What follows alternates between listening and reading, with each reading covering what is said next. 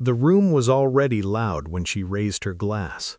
Not to me, to him, a stranger in a tailored jacket, standing too close, smiling like he belonged there.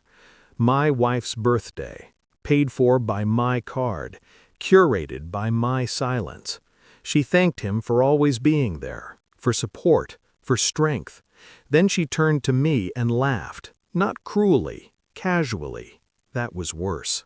She handed me a gift, a folded t-shirt, white, crisp, branded, divorced.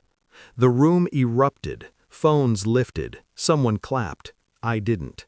She leaned in and whispered, breath sweet with champagne. Don't be dramatic, it's a joke. The word man hovered unspoken between us. It always did.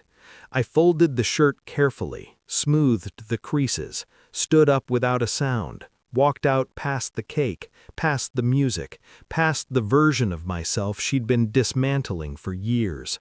5 minutes later, my phone began to vibrate. It didn't stop. It hadn't started that night. It never does.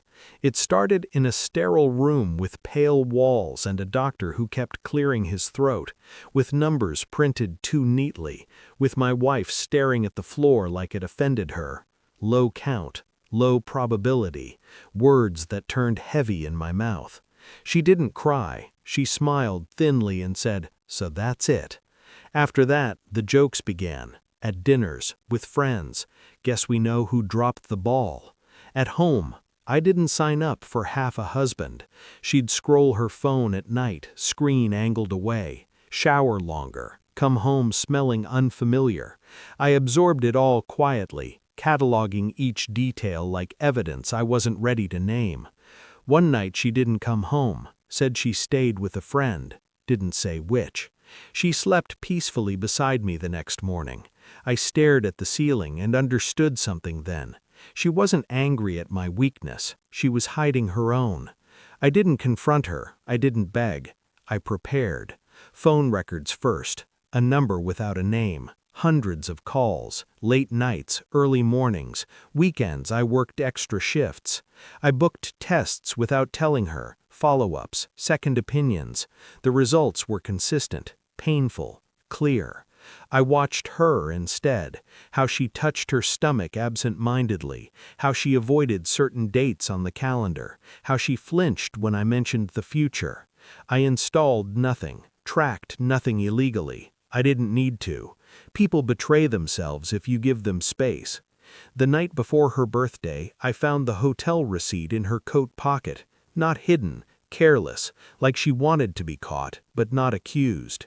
I folded it back exactly how I found it, and I packed a bag.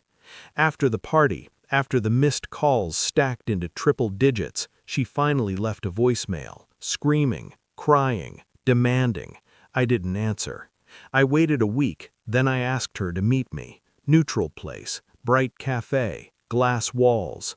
I slid an envelope across the table. Test results, timelines, the receipt, printed records, calm, methodical.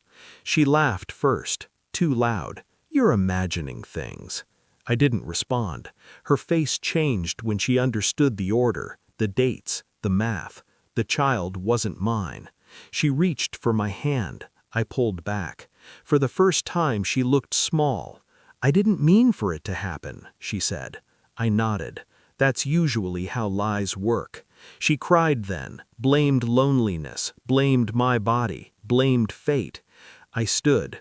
"I'm not fighting," I said. I never was. I left her with the bill, filed quietly, efficiently, took back every gift I'd given her, closed accounts, changed nothing publicly. I let the truth do the damage. The man disappeared. He always was temporary. She wasn't. Years passed. I built a life that didn't require explanation, laughed without checking the room, loved without apology. Joy found me when I stopped chasing proof of worth. I heard about her once, still angry, still explaining, still in the shadows of choices she couldn't undo. She called me not a man. She was wrong. I simply became one the moment I walked away.